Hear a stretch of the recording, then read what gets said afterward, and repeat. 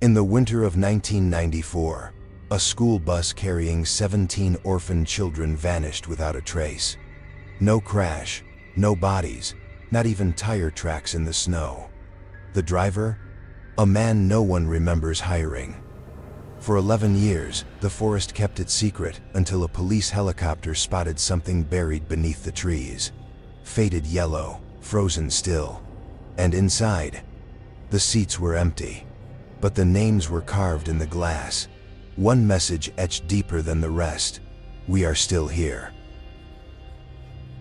The road narrowed with every mile, swallowed slowly by the encroaching forest. Pines leaned inward like silent witnesses, their branches heavy with snow. In the pale winter morning of January 17, 1994, a yellow school bus moved deliberately through the haze, its color muted by layers of frost and the soft blur of snowfall. There was no convoy, no escort. Just the groan of old tires on frozen gravel and the distant hum of birds falling quiet as the vehicle passed. No one remembers hearing it leave. No one saw it return. Inside the bus were 17 children, some still clutching blankets from the orphanage, others sitting with eyes wide open, watching the passing blur of snow through the fogged windows. Most of them were under 12. They had no parents waiting, no home beyond the brick building they'd left behind at dawn. Some had never seen a forest before. Fewer still knew why they were being moved. Before we trace the faded outline of a school bus, swallowed by forest silence, and step carefully into the spaces where 17 names once echoed softly against glass, please take a moment to like this video and subscribe to the Patters Forest Welfare channel. Your support helps us keep breathing life into stories like this one's, pieced together from torn notebook pages, unanswered calls, and lullabies that never found their last note. Every subscription is a candle lit for the forgotten, a small defiance against the darkness that tried to erase them. What you do here matters to the ones who vanished, and to those still waiting in the quiet. Thank you for listening. Thank you for not looking away. The story passed between them, in whispers and half-truths. A new facility, a better place, somewhere quieter. At the wheel sat a man called Earl Whitlock, or so the orphanage forms had said. No one remembers hiring him. There were no records, no contact number, no prior employment. Just a single Polaroid photo, stapled to a driving permit that looked too clean, too recent. The few staff who recalled him said he barely spoke, only nodded. When asked if he knew the route, he simply smiled. The further the bus moved from the last road sign, the more the landscape changed. The trees grew thicker, the sky dimmed. Snow began to fall with an almost unnatural rhythm. Each flake large, silent, as if time had slowed. No tire tracks followed behind. No landmarks appeared ahead. When investigators later reviewed highway camera footage, there was no visual record of the bus ever leaving the main road. It simply vanished beyond frame at 7:42 a.m. A week passed before authorities were contacted. A miscommunication, they claimed. The orphanage believed the children had arrived. The receiving facility said no such transport was scheduled. It took 3 days for the two institutions to confirm they were speaking of the same bus. By then, the trail was already cold. Search parties combed the region. Helicopters swept the tree lines. Nothing. Not a tire mark, not a broken branch. Just silence, heavy and final. 17 children, one driver, gone. Years turned over like pages. The story faded into local folklore retold in hushed voices, buried in archived newsprint.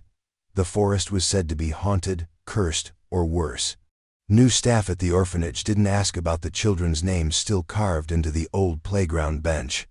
Residents didn't talk about the girl who left carved birds along the forest's edge each spring, one for every soul lost. The official report listed the case as unresolved, presumed fatal. But then, in the summer of 2005, something shifted. A police search helicopter, diverted from a missing hiker case, flew a few degrees off its standard pattern. The operator, scanning casually, froze when he saw it. A glimpse of yellow beneath the tree canopy unmoving, half covered by moss and snow, in a place that should have been miles from any known path. The clearing wasn't marked on any map. The trees around it bent away, as if something had pushed them back long ago. The helicopter circled once, twice, and then the operator spoke 4 words into the radio, words that would reopen every wound sealed more than a decade earlier. "I think it's the bus." The morning began with a silence that felt out of place, as if the world itself was holding its breath. A low fog curled around the base of the orphanage building, muting the usual sounds of morning routine, the scrape of boots, the clatter of trays, the occasional laughter that slipped through the cracks of grief. The children had lined up quietly that day, dressed in second-hand coats, some too large for their small frames. Breath hung in the air like ghostly ribbons. There were 17 of them, the ones without guardians, the ones who had no one coming for them. They were being relocated. The director had told the staff sent to a rural facility where they'd have more space, more quiet. A better life, perhaps. No one questioned it. The orphanage director stood at the edge of the gravel lot, a scarf wrapped tightly around her neck. Her hand lifted in farewell, slow and uncertain. She watched the bus pull away into the fog, its rear lights blinking once, twice, and then fading entirely. She would later say that it was like watching something slip under the surface of water, distorted, unreal, gone before you could register the loss. The route was simple. 46 miles through backcountry road to a transition center near Sable Ridge. The bus should have arrived by 9 a.m. It never did. By noon, the receiving facility called to check in. At first, it was thought to be a delay, snow, maybe, or a mechanical issue. But when repeated calls to the orphanage revealed confusion when they realized no communication had come from the driver, no check-in, no arrival, the sense of unease became something else. A report was filed. By 3 p.m., local patrols were sent along the expected route. They found nothing. The snow had fallen steadily throughout the day, light but consistent. Still, the roads remained clear enough for tire tracks. Patrol units followed the route to its midpoint, noting faint impressions from earlier vehicles until they reached marker 46. An old wooden sign, half eaten by moss and time. Just beyond that point, the impressions ended. Not faded, not covered. Simply gone. It was as if the road had rejected the memory of the vehicle, refused to bear its weight in the soil. Officers walked the surrounding woods, spread out in wide arcs, calling names that hung in the air without echo. No debris, no skid marks, no broken branches to suggest the bus had veered off. It was as though the forest had swallowed it whole, erasing its passing like a wound that healed too cleanly. Dogs brought in from the city refused to cross marker 46. One growled low, backing away until its handler had to restrain it. The handler later noted the dog had urinated itself not out of fear, but something else. Confusion. Dissonance. The lead investigator wrote a note in the margin of his field log, a single line that would later become infamous among amateur sleuths and conspiracy boards alike. No tire tracks past marker 46. That note, dry, clinical, offered no space for speculation, but behind it, something unspoken lingered. Because the officers had walked that stretch. They had seen the place where the road narrowed, where the fog thickened, where the trees leaned just a little too close. And they had felt it, though none would admit it out loud, that inexplicable chill, the sense that something was watching. For days, search teams combed the surrounding forest. Helicopters flew overhead. Thermal imaging turned up nothing. The bus had simply vanished. The only physical evidence of its existence was the memory of those who saw it leave, and the deepening silence that stretched across the orphanage halls in the days that followed. The halls of the orphanage felt longer in the days after the disappearance. Light took longer to reach the far corners of rooms. Clocks seemed slower. The once chaotic rhythm of children's voices was replaced by a stillness that pressed against the walls like something alive. It was as though time itself had paused inside the building, waiting for the 17 children to return before it resumed its natural course. In the West Wing, their beds remained unmade. Sheets still bore the shallow impressions of where small bodies had curled the night before they left. One bed still held a stuffed bear with a missing eye. Another had a plastic dinosaur tucked under the pillow, its plastic chipped from years of gripping hands. The caretakers didn't touch any of it. Not at first. It felt wrong to disturb it, like breaking a spell. Some of them avoided the rooms altogether.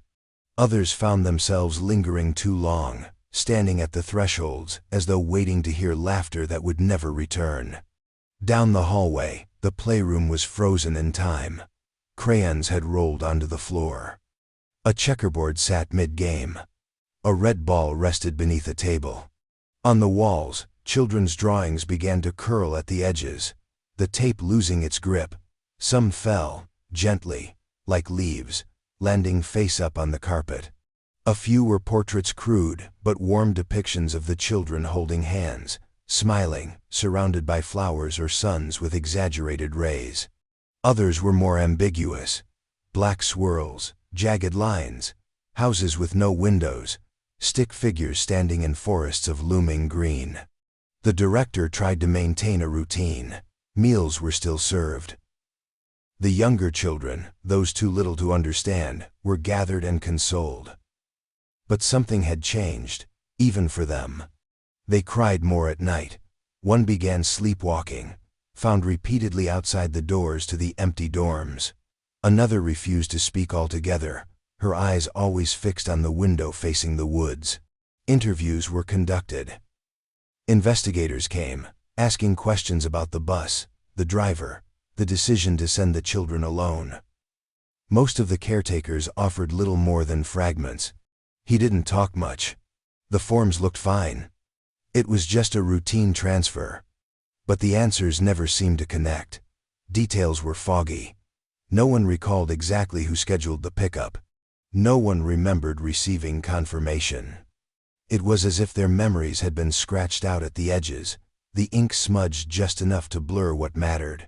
2 weeks after the incident, a night nurse named Denise left without warning. Her resignation note was scrawled in uneven handwriting, as though written in haste. It read, "I can't be here anymore. The sounds aren't in my head. They come from the West Hall. Every night at 3:11. Whispering. Footsteps. A child humming. I checked. No one's there." She never returned to collect her things. That hallway, the one outside the empty rooms, became colder than the rest of the building. Staff began avoiding it after dark. Light bulbs flickered more often there. One day, a caretaker swore they found small, wet footprints on the linoleum. When they returned with another staff member, the prints were gone. But the faint smell of damp earth lingered in the air, rich and cloying. Years later, even after the orphanage closed, visitors described a strange heaviness in the West Wing, doors opening on their own, drawings reappearing on walls long since scrubbed clean. 17 rooms, always colder than the rest, still echoing with the weight of what was lost. By the time winter gave way to spring, the story of the missing bus had shifted from news to memory, from urgency to ache. The air warmed, but the chill of what had happened remained, clinging to the town like soot. The snow receded from the roads and roofs, revealing nothing but the same quiet roads, the same empty spaces, the same unbearable silence. The ground thawed, but the people did not. There were no new leads. The search parties had dwindled, first in size, then in spirit. The trail was cold. It had been cold from the beginning. In the absence of answers, grief began to rot into speculation. Whispers spread like cracks in a frozen lake. Some said the forest was cursed, that the land had never wanted to be tamed, that the trees took what they were owed. Others turned their blame inward, pointing fingers at the orphanage, at the government, at the systems built to protect and failing in silence. Letters were written. Protests held in flickers, like candles in the wind. None lasted, none changed anything. The town changed instead. Shops began closing earlier. A school canceled its spring field trip into the woods. Children weren't allowed near the forest's edge. The trailhead near marker 46 was nailed shut with fresh boards, though no one could remember who had done it. Even the animals, it seemed, stayed away. Hunters spoke of an odd quiet in the trees. Birds vanished. Deer prints ended abruptly in the snow. A low hum, just at the edge of hearing, was said to follow those who strayed too far into the timberline, like a breath behind the ear. In the midst of this silence, something new began to appear. Small wooden birds. They were simple, hand-carved, no more than a few inches long. Each was unique, some with wings folded, others caught mid-flight. One with its beak open as if singing. They began to show up just off the path, leading toward the last known route of the bus. Always alone, always just visible, if you were paying attention. At first, people assumed it was a child's craft project, left behind. But more appeared tucked in the roots of trees, balanced on old stumps, tied with fraying twine to low branches. No one ever saw who placed them. Eventually, someone asked. A woman barely 20 then came forward. Her name was Lila. Her brother, Micah, had been one of the 17. She hadn't spoken to reporters when it happened. She barely spoke at all for the first year. But when asked about the birds, she only said, "They need to be remembered. All of them. I think they're still out there. I think they're waiting." Her voice didn't shake, but her hands did. One camera crew, filming a short documentary on the disappearance, focused on one of the birds. It had been there for months, perhaps longer. Snow had hardened around its base, creeping up like ice claiming the body. The wood had split slightly from the cold, revealing the grain beneath, weathered and darkened. A red thread was tied around its neck, frayed to the point of breaking. As the camera zoomed in, a droplet of melted snow slid slowly down its beak, like a single tear. No one touched it. Over time, the birds decayed. Some were taken by wind, others by animals. But always, new ones would appear, without pattern or witness. They became part of the forest, like warnings or memorials, fragile symbols of love, loss, and the weight of unanswered questions. The community, once loud with theories and outrage, became quiet too. There was nothing left to say that hadn't already been whispered. The season moved forward, but the town did not. Beneath the soft green of returning life, something older lingered, something that didn't thaw with the snow. And still, the birds came. Time, when measured in grief, does not pass in days or months, but in absences. The town aged, but the story of the missing bus did not. It remained frozen in the collective mind, a wound that never fully scarred, just deepened into silence. The orphanage eventually shuttered its doors. The building stood hollow for a while, windows broken by time and weather, playground rusted and overgrown, before being sold to developers who promised to rebuild, then quietly abandoned the effort. No one said it aloud, but everyone knew why. Some places don't want to be touched again. For the first few years after the disappearance, there were still press conferences. Birthdays were marked on local news segments. Volunteers returned to the forest each summer, walking the same paths, calling the same names. But with each passing season, the footsteps thinned. The trees grew thicker.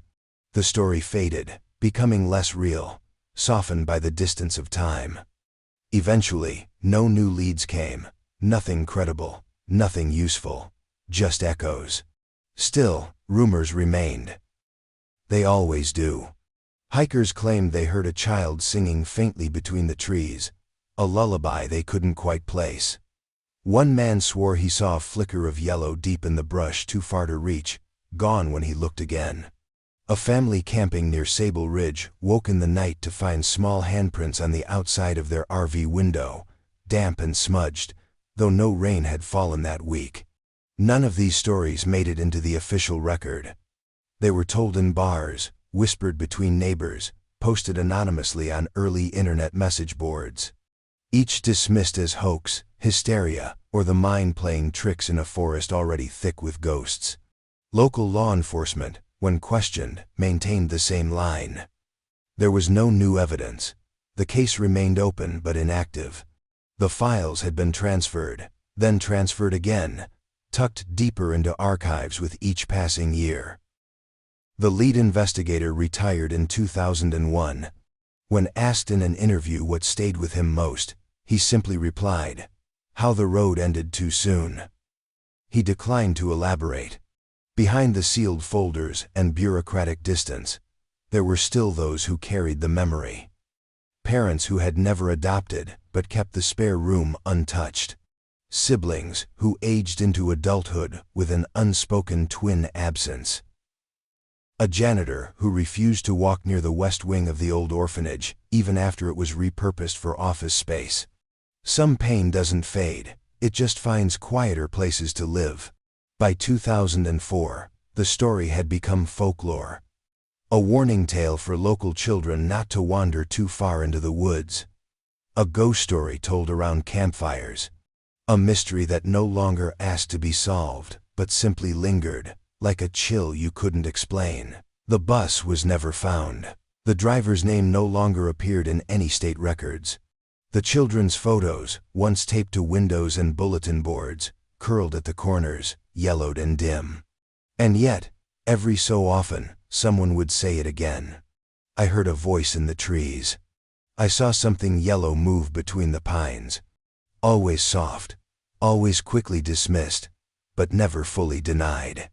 The files stayed sealed. The answers stayed buried. But the forest, it seemed, remembered. The summer of 2005 had been a season of relentless searches.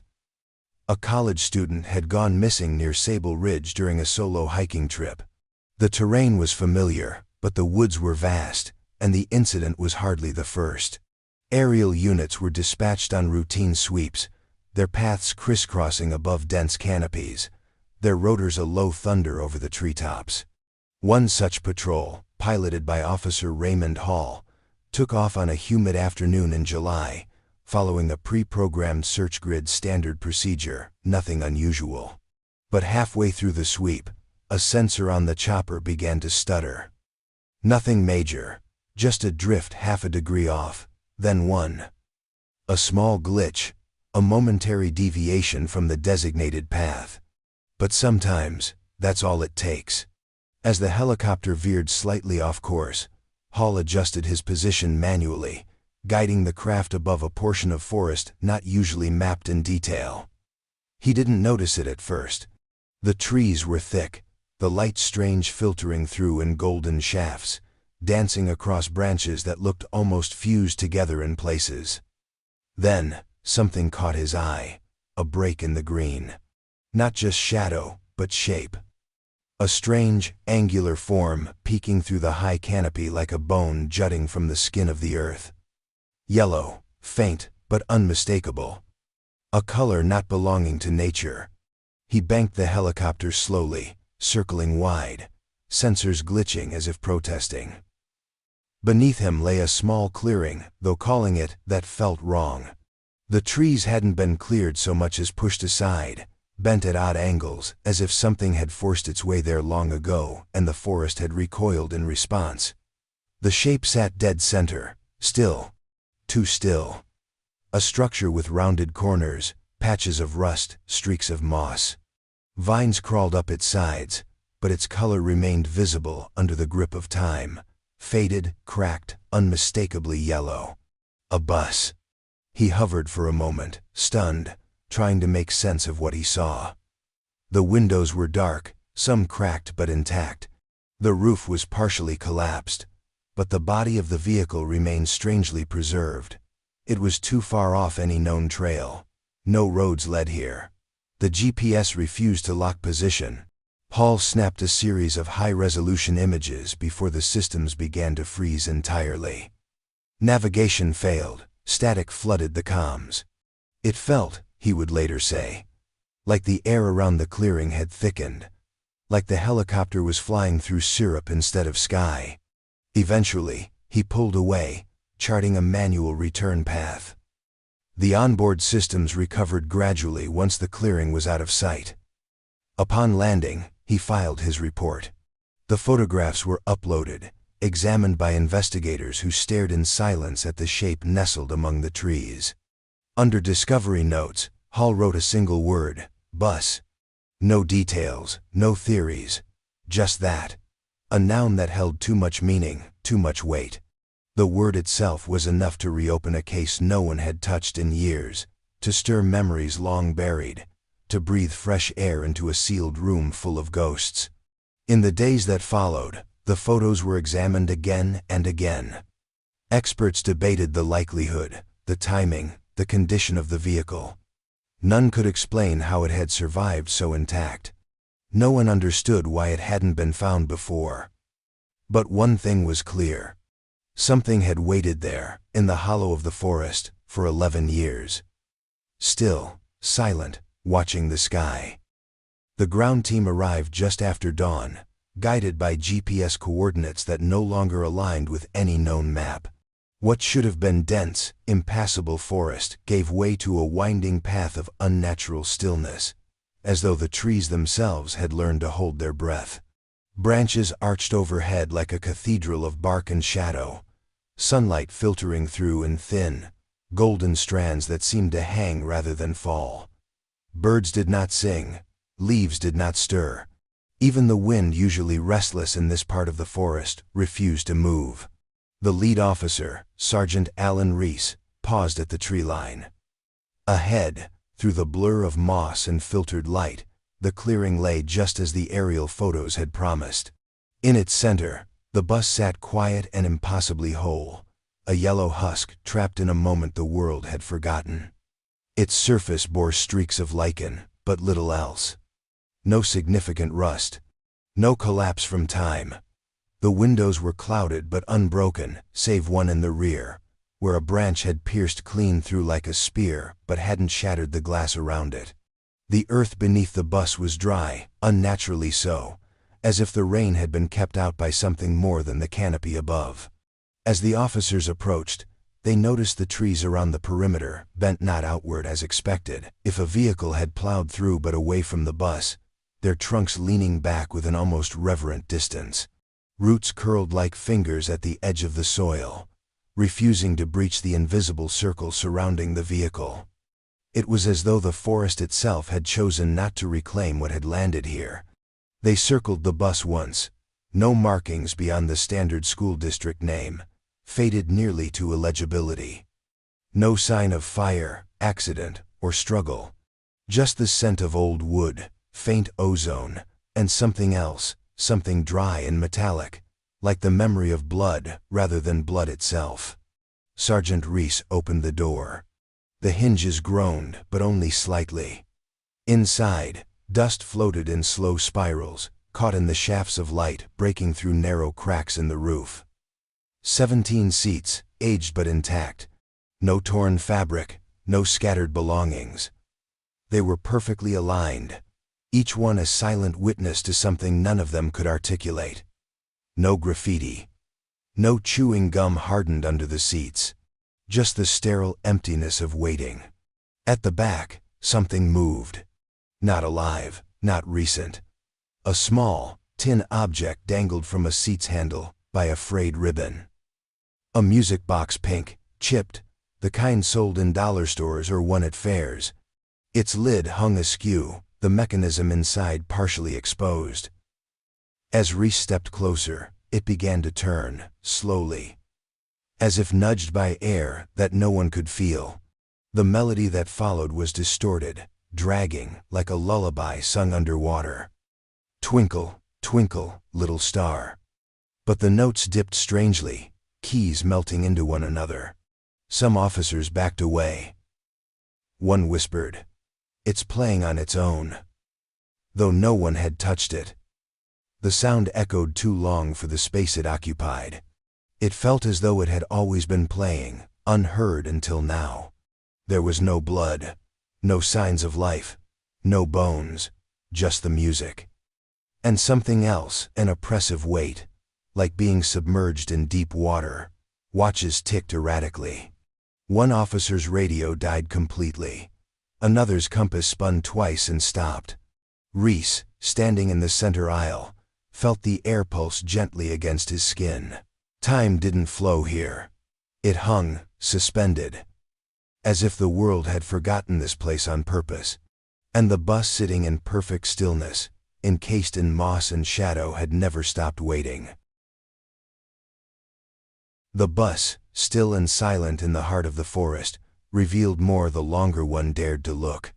It was Sergeant Reese who first noticed the faint lines catching the morning light, barely visible against the dirty interior glass.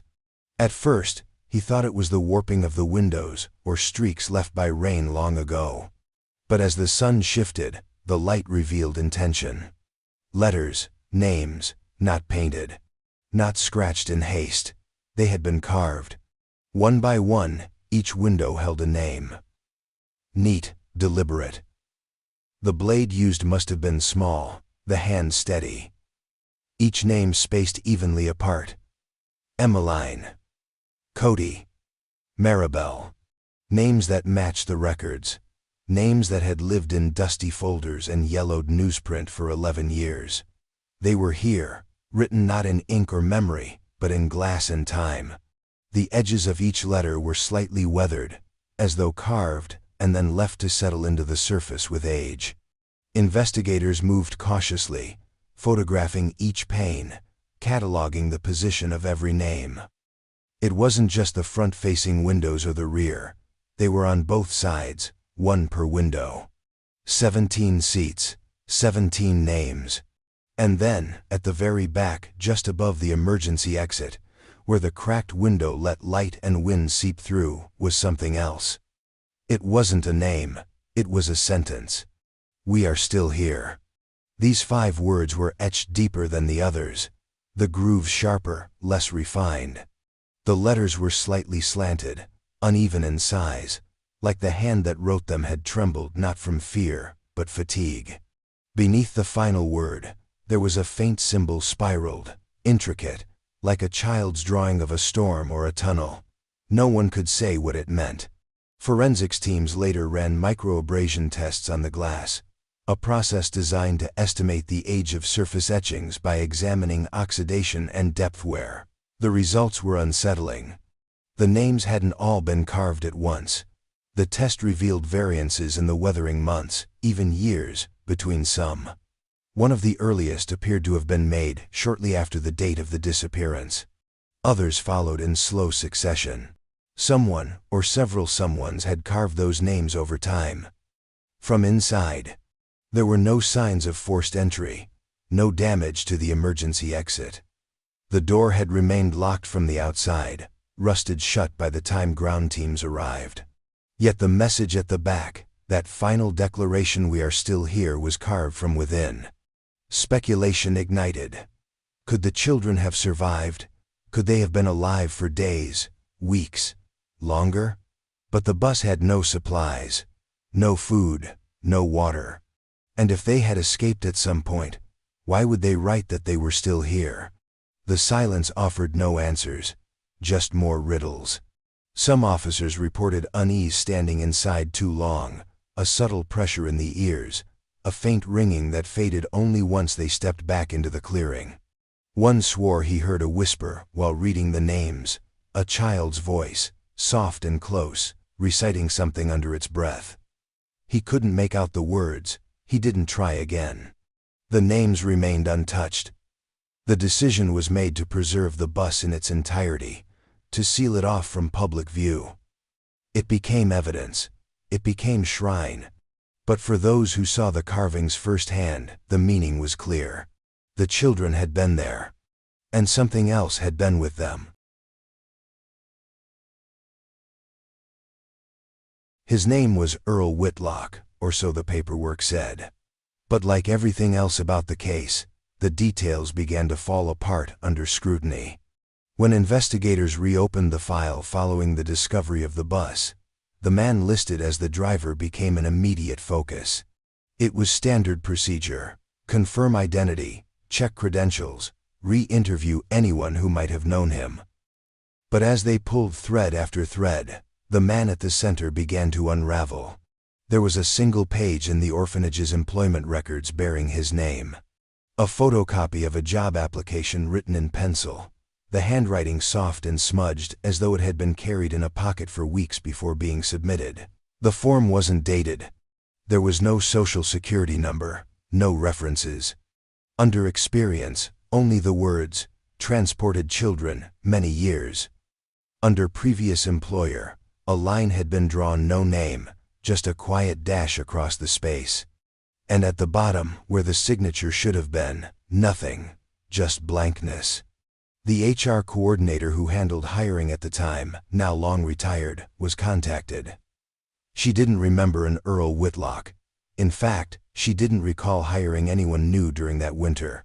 She thought back carefully, voice trembling slightly over the phone. "I don't think I even looked at the driver that day," she said. "The kids just got on the bus. I assumed he was already cleared." Her statement wasn't an anomaly. Multiple staff members said the same thing. They remembered the morning fog, the weight of goodbye. But the man behind the wheel? A blur, a figure, nothing more. The DMV returned nothing. No license, no prior infractions, no vehicle history, no photo ID. National databases came back blank. No birth certificate, no tax records, no prior addresses. It was as if Earl Whitlock had stepped into existence that morning and then dissolved just as easily. Even the name itself brought up nothing more than scattered obituary clippings for unrelated people from other states, decades old. A digital reconstruction of the bus's paperwork trail found one alarming inconsistency. The transfer order for the children, meant to be signed by both the orphanage director and the receiving facility, only bore one signature. The director's. The bottom half, where the second signatory line was printed, had been folded over during the photocopy process. There was no timestamp on when the file was added to the orphanage system. It simply existed, nestled between January logs like it had always been there. Analysts began to question whether Earl Whitlock had ever existed at all. Perhaps the name was fabricated. Perhaps he had stolen someone's identity. But even those theories required to trace something, somewhere. People didn't just drive buses full of children into oblivion and leave nothing behind. Unless they were never meant to be found. An age-progressed sketch, generated from a vague memory one staff member conjured under hypnosis, portrayed a man with pale eyes, sun-damaged skin, and a sharpness in the cheekbones that made him look hungry, almost stretched. But no one could say with certainty that this was the man. The photo attached to the orphanage file had vanished years ago, misplaced during an earlier audit. All that remained now was a photocopy of a photocopy, a faint outline of a face, too distorted to identify. The investigation stalled. And in the quiet, that question pulsed louder than ever. Who had really been behind the wheel that day? If the driver was a stranger with no past, then he was not simply a missing person. He was something else. A gap, a shape, an absence that had taken form just long enough to drive 17 children into the woods and disappear. The decision to send specialists into the forest came after weeks of hesitation. The discovery of the bus had already fractured expectations of logic and time. But there were still protocols to follow, boxes to check. Forensic teams, environmental analysts, and psychological consultants were assembled and briefed.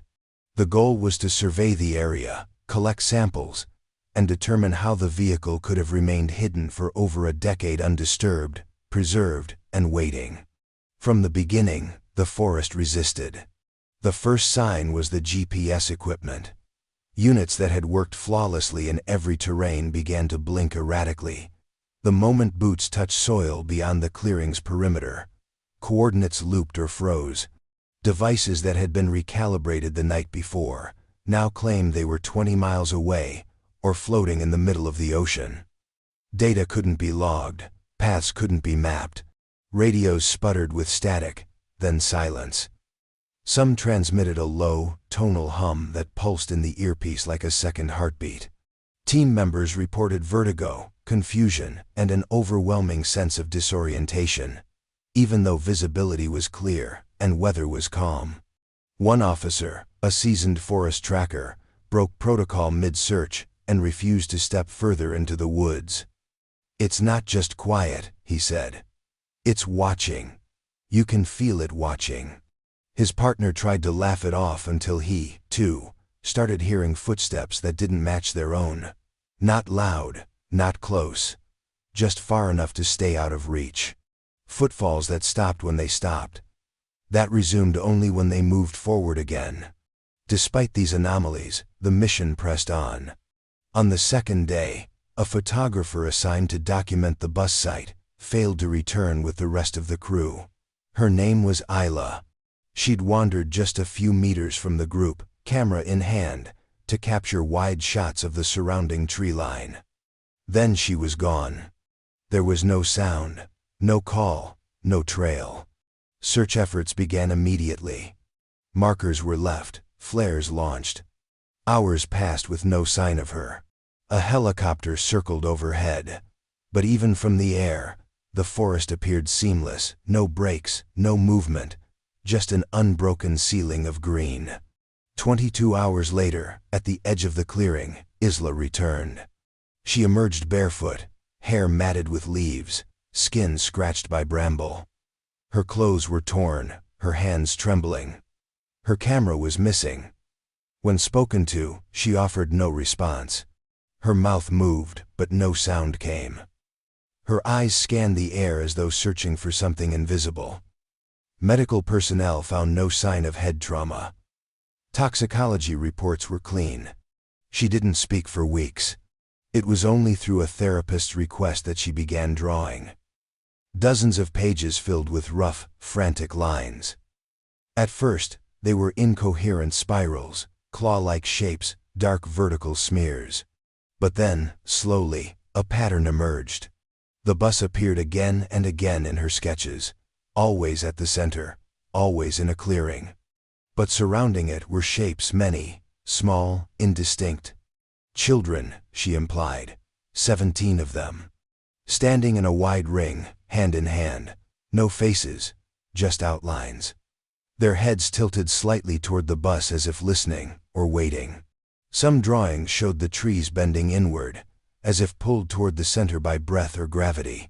In one, the forest canopy twisted into a spiral above the bus, and from the spiral, dozens of thin lines descended like threads, each connecting to a figure below. The sketches were sent to analysts, but none could interpret them with certainty.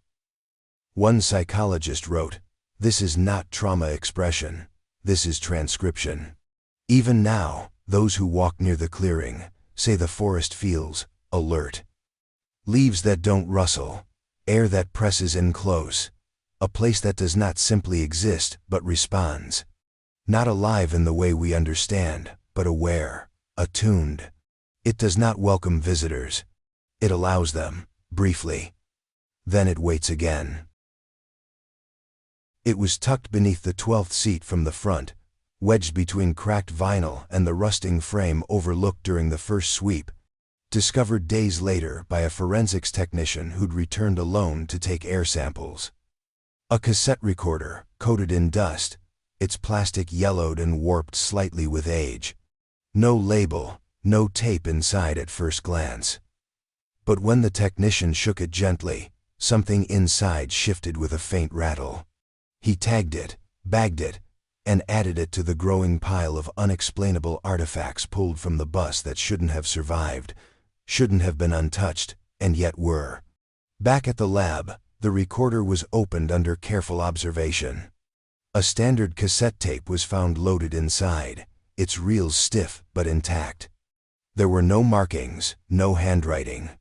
Only the faint smudge of a thumbprint across the clear plastic window. The first playback revealed nothing, just static, a soft hiss rolling out like wind across a microphone left open too long. Analysts assumed it was blank. But then, layered beneath the white noise, came something else.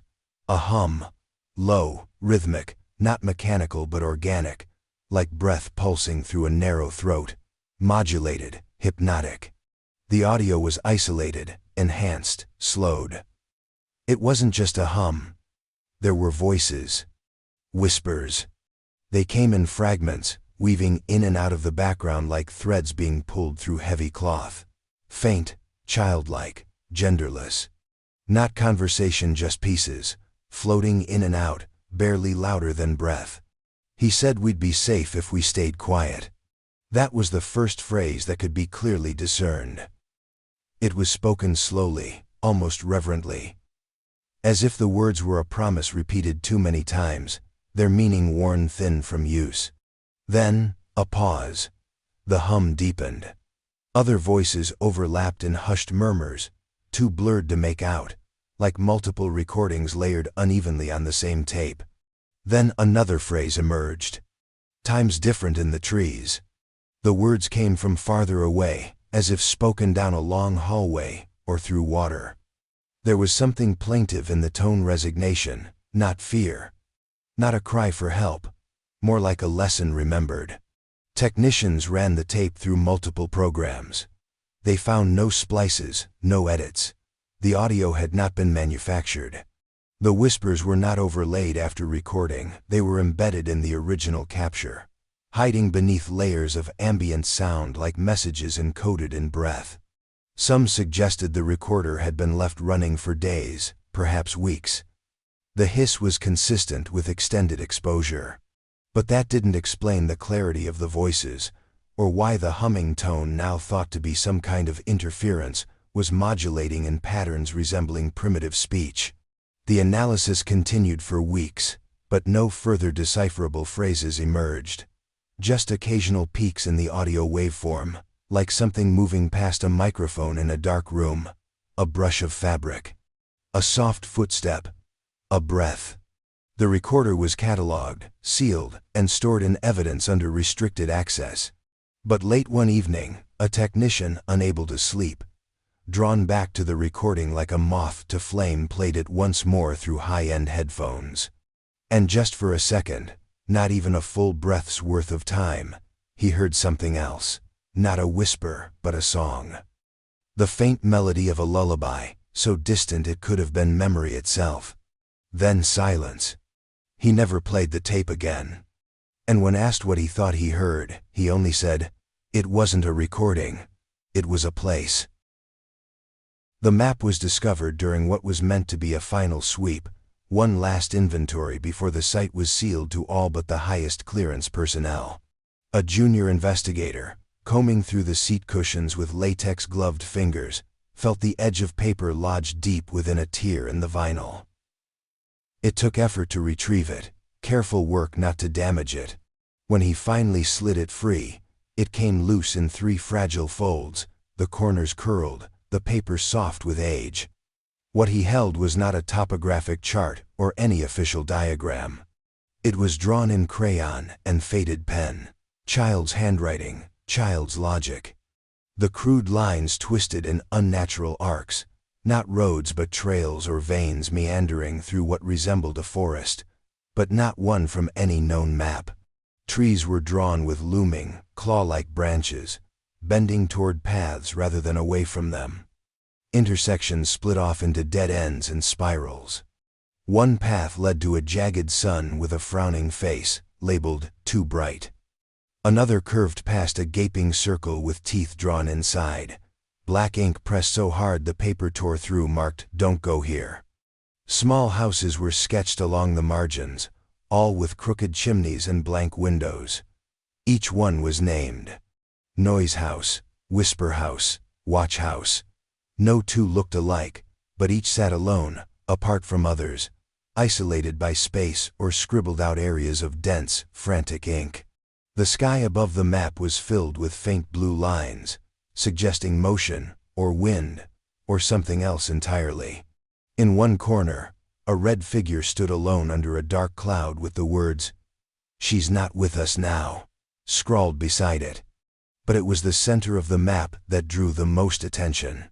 A swirling, concentric symbol, a spiral within a spiral, was drawn with more care than the rest, colored in with layer upon layer of ink, as if redrawn many times. Around the base of the spiral, small figures stood in a ring, their hands linked. They had no faces, only circles for heads, with X's where eyes might have been. The spiral was labeled with one word, written in block letters, underlined 3 times, home. The map was submitted for analysis. Forensic ink dating returned results that shouldn't have been possible. The paper, a standard scrap torn from a 1990 drawing pad, bore ink from at least 4 different types of pens, none of which were manufactured in the same year. Crayon residue showed degradation consistent with exposure to changing humidity over a prolonged period. One chemical analysis suggested the oldest markings dated back to the weeks immediately following the bus's disappearance. The most recent were made no more than 5 years ago. But that couldn't be. The bus had been missing for 11 years, sealed, lost, hidden in a part of the forest untouched by man or machine. And yet, the map had grown, piece by piece, line by line, as if someone, or several someones, had continued adding to it, recording their world in the only way they knew how. A personal atlas. A survival sketch. A whisper passed in color and ink. No fingerprints were found. No handwriting match could be made. It remained anonymous, yet unmistakably intimate. A child's voice given shape. Those who examined it longer than they should have often remarked on the spiral that the longer you looked at it, the more it seemed to move not physically, but somewhere behind the eyes. As though it wasn't a destination at all, but a pattern, a rhythm, something the forest followed, something the children had learned to follow too. They called it home. And someone had lived long enough to map the way. The report had been buried in the archives of a regional call center, a half-forgotten entry attached to a case long presumed cold. It surfaced again in 2005, not through any official initiative, but as a footnote flagged during the reopening of documents following the bus discovery. A call dated April 19, 1999. Time of receipt: 12:03 a.m. Origin: disconnected line. Recipient: Marie Leland, a foster parent who, for a brief but pivotal stretch of 6 months, had cared for a boy named Ellis, one of the 17 children lost in 1994. Marie had never fully accepted the word lost. She refused to say he was gone. His clothes remained folded in a small drawer long after his disappearance. The book he had read each night, pages worn from repetition, still sat on the shelf by her bed. Even after the funeral that never happened, even after the counselors, the letters, and the apologies from people who had no answers, she believed Ellis would return.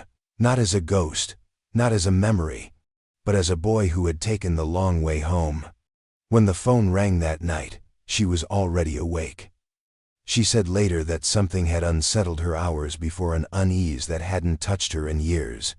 She'd gotten up to boil water, turned on the porch light, and stepped outside in her robe despite the chill. The phone rang once, then again. She let it go to the machine. And then, without knowing why, she picked up. The line crackled. Static first, then a breath. She said it was like someone standing just barely inside the signal, as though the voice was trying to find her through fog. A child's voice, soft, dry, familiar in the way only grief makes things familiar.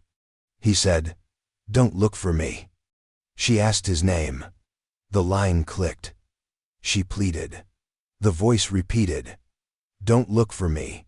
The same tone. Not afraid, not urgent. More like a lullaby, a rhythm spoken too often. She held the line until it went dead. She filed a report the next morning. The call had come from Ellis's old number, long disconnected. Records confirmed that the number hadn't been reassigned. There was no billing account, no source. Authorities, overwhelmed with calls from cranks and conspiracy theorists even 5 years later, dismissed it as a hoax.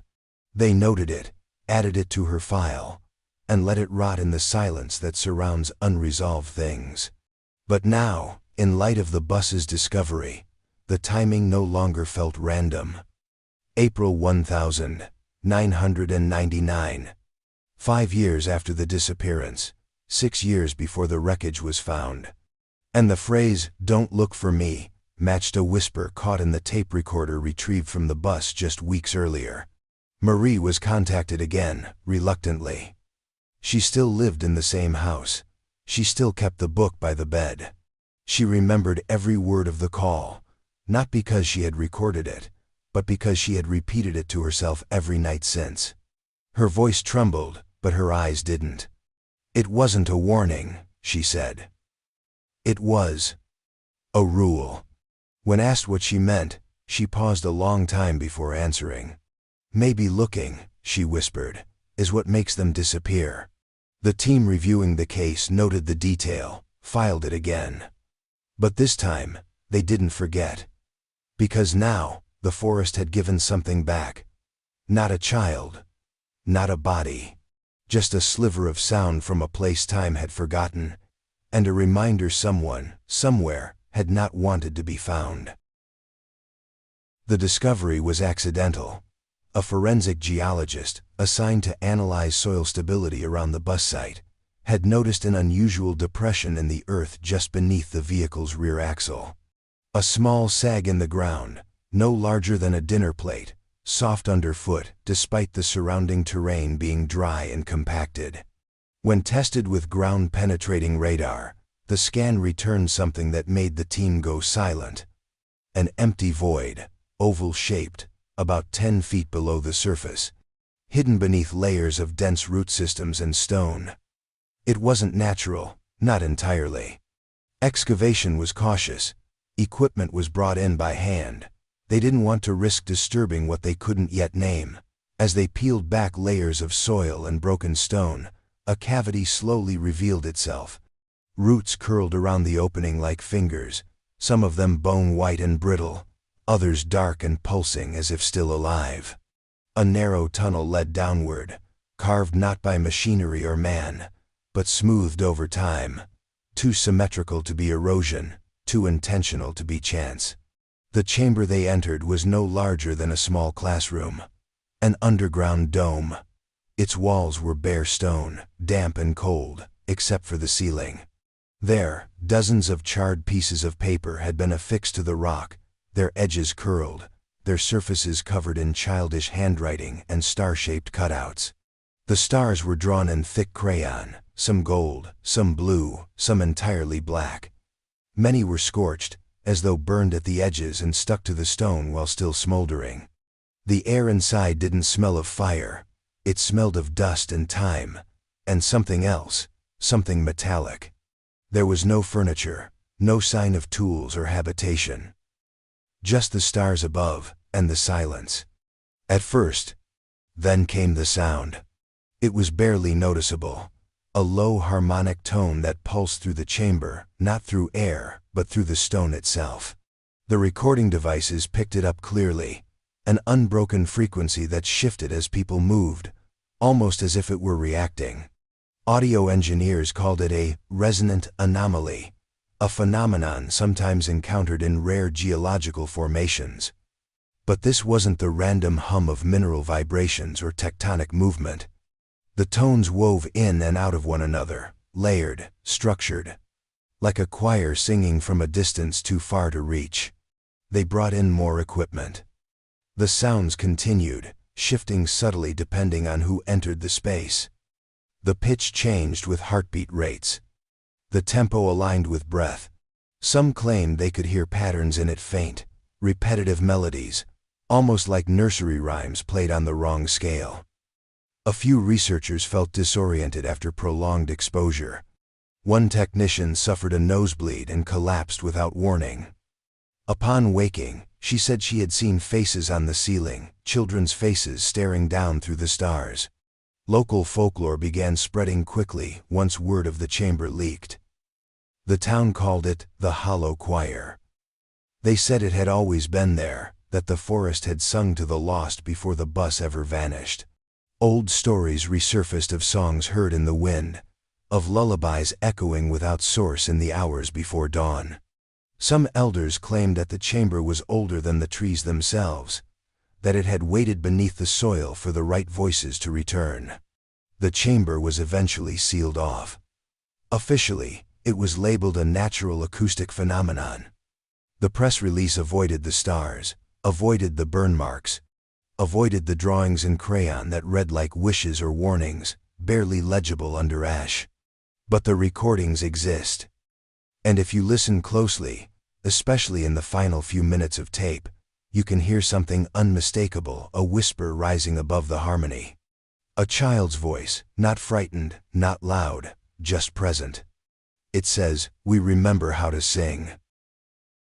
It began as a side project, the kind of obsessive late-night digging that only happens when curiosity and unease refuse to let go. A junior analyst working out of a remote satellite office had been tasked with reviewing related disappearances, any cases tangentially connected to the 1994 bus vanishing. Most of it was routine, scanning through missing persons reports, checking timestamps, flagging anomalies. But then he noticed something odd. A boy from Pine Hollow disappeared April 1994. A girl from Huxley Creek, gone in August. A pair of siblings from a temporary shelter in Morgan's Pass, last seen June. All within an hour's drive of the forest. All within the same 18-month window. And all, like the children on the bus, had one thing in common: they were alone. Foster placements, wards of the state, undocumented or recently orphaned.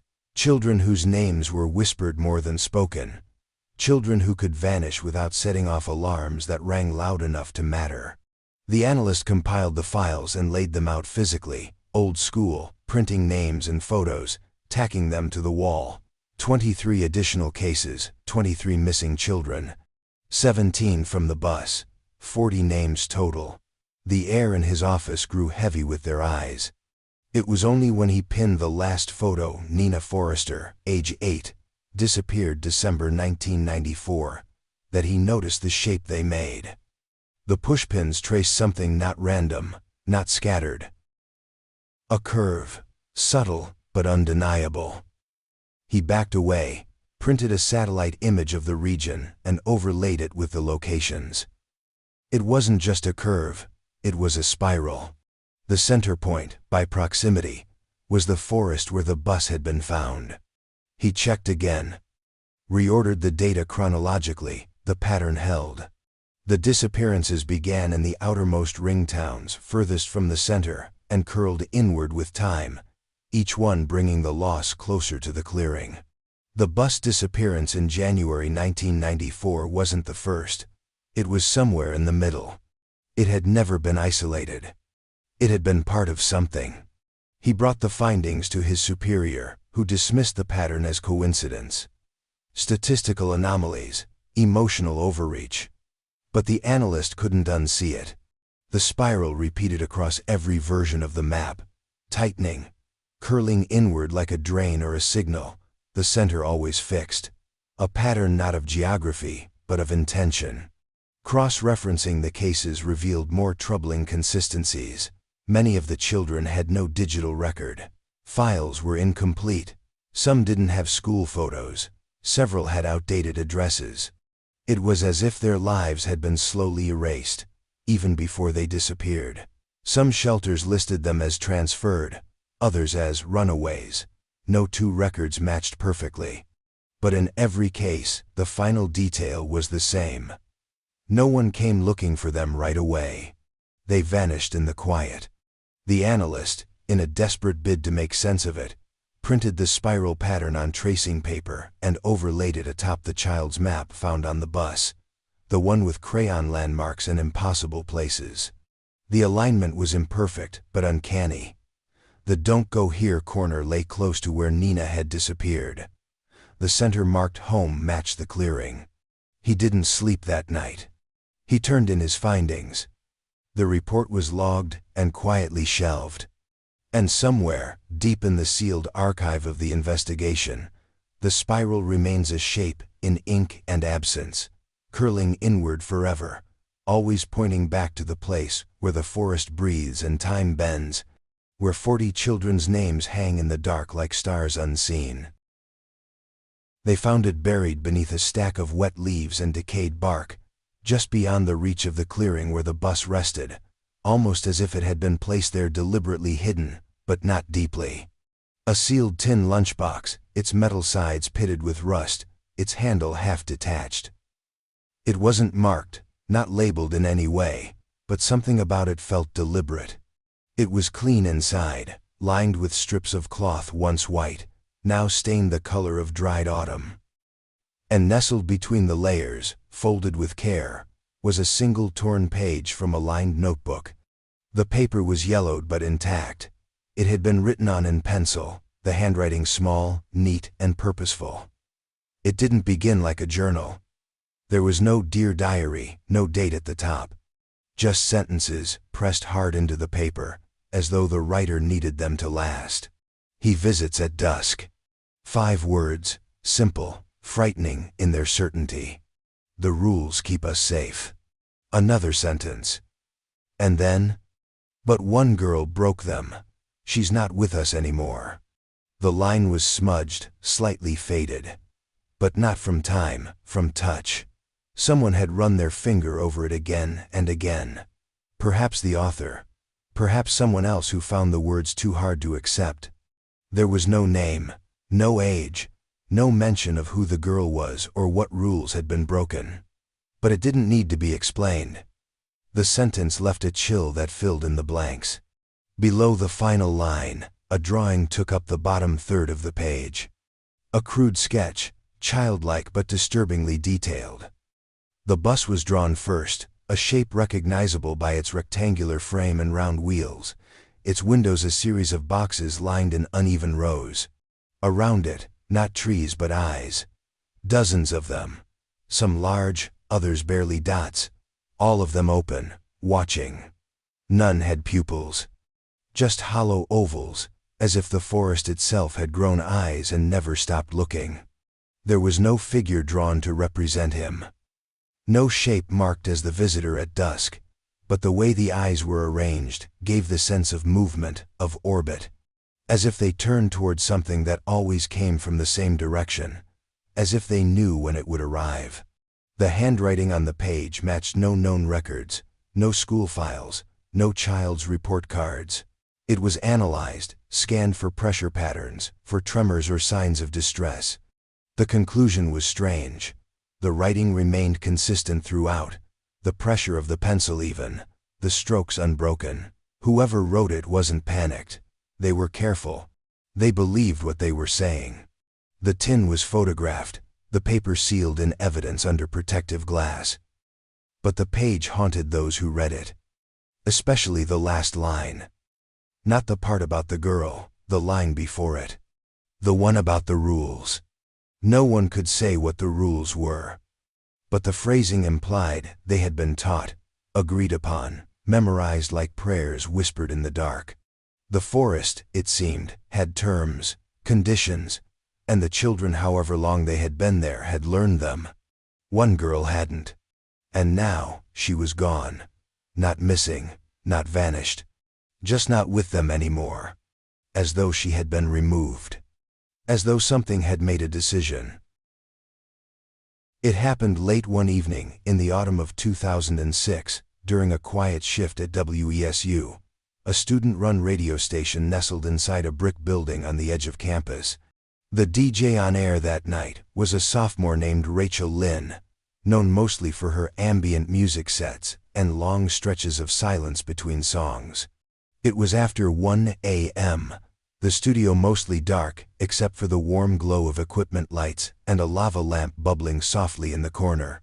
She had just finished queuing up a track when something strange occurred, an interruption.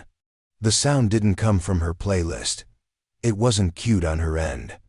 It simply bled in slowly, like fog creeping beneath a door. At first it was static, the kind that flickers and hums at the edge of white noise. Rachel reached for the fader, thinking a cord had come loose, but before she could adjust it, a voice rose through the distortion. It was a child. A boy, maybe 10 years old. The voice was thin, slow, unhurried.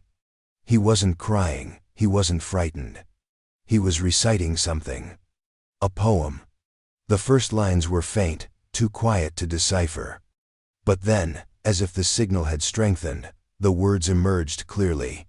When the leaves are sharp and the sky is low, he walks the lines where no winds blow. We keep our eyes closed, mouths shut tight. He only comes when there's no light. Rachel froze. Her finger hovered over the volume dial, but didn't turn it. The poem continued, rhythmic and oddly melodic, with a precision that didn't feel like simple repetition. It was recitation, as if memorized. When stars are gone and clocks don't chime, we do not speak, we don't mark time. The rules are old, but we still try to listen close and not ask why. And then silence, not static, not dead air. A true heavy silence that pressed against the walls of the studio and seemed to stretch out too long.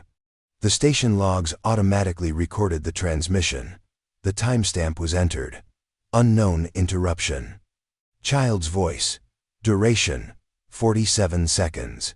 The tech team later reviewed the broadcast and confirmed that the signal had not originated from any station currently active in the region. The frequency had been previously assigned to a weather band now defunct for years. The antenna had registered the source as coming from somewhere east of the main tower, deep into the undeveloped woods where no transmitters had ever been installed. The strangest part, the poem was not in any known database. Linguistics students scoured archives.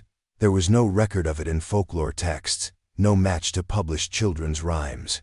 But then, someone found a notebook stored in evidence related to the 1994 bus case, a fragment of a child's journal. On the back cover, scribbled in faint pencil, were the first 4 lines. Not exactly, but close enough to shatter doubt. When the leaves are sharp and the sky is low. The match was undeniable. The connection, chilling. The station archived the audio. It was passed to investigators, then quietly disappeared from the public record. Rachel left her position a few weeks later, citing stress and insomnia. She refused to speak about the incident, except once, in a late interview with a local podcast that was never aired. It didn't feel like a message, she said. Not a warning, not a cry for help. What did it feel like? The host asked. Rachel paused, then whispered. It felt like someone making sure we remembered the rules. By the winter of 2007, the official decision came down from the highest levels. The forest surrounding the bus site was to be permanently closed to the public. No further access would be granted, not to researchers, not to journalists, not to the families who still waited in silence for names that never returned. A chain-link fence was installed at the outermost path, stretching far enough to suggest compliance, but those who lived nearby knew the truth.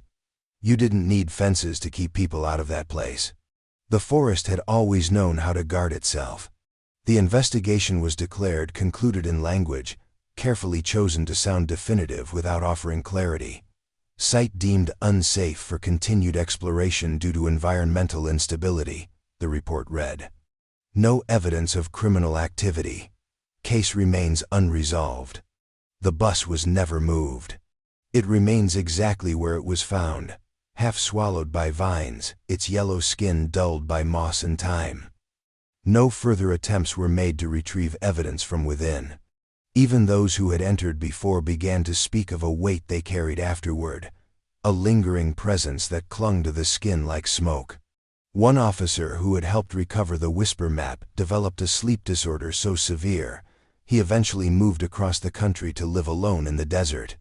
Another, a forensic tech who had cataloged the charred stars in the hollow chamber, died by suicide with only a single note left behind. I can still hear them singing. The world moved on. Stories faded. The news cycle buried the anomaly beneath louder tragedies, more immediate horrors. But those who lived near the edge of the woods continued to speak softly, especially in winter, when the sky pressed lower and the trees stood motionless. And then, in early spring of 2008, someone found it. A child's wooden bird, hand-carved, hanging from a low branch near the boundary of the forest. Simple, unpainted, suspended by a loop of red thread. No prints. No tracks in the thawing snow beneath it. Just the bird, swaying gently in windless air. The following year, it happened again. Another bird. Different shape, different branch. Always near the same spot, just visible from the fence line. Again, no evidence of who placed it. Again, no explanation. By 2011, there were 4. Each one aged by time, left to weather and rot naturally. They were never removed. The townspeople knew better. They became part of the landscape, subtle and reverent, like grave markers without names. And each spring, one more appeared. Never more than one. Never skipped. Always hung with care. In 2017, for the first time, someone noticed the carving. At the base of the nearest tree, just beneath the lowest branch, were words etched shallowly into the bark. Not fresh, not recent, but visible now only because the moss had shifted. Still quiet. Still safe. There was no context, no way to know how long it had been there, but those who saw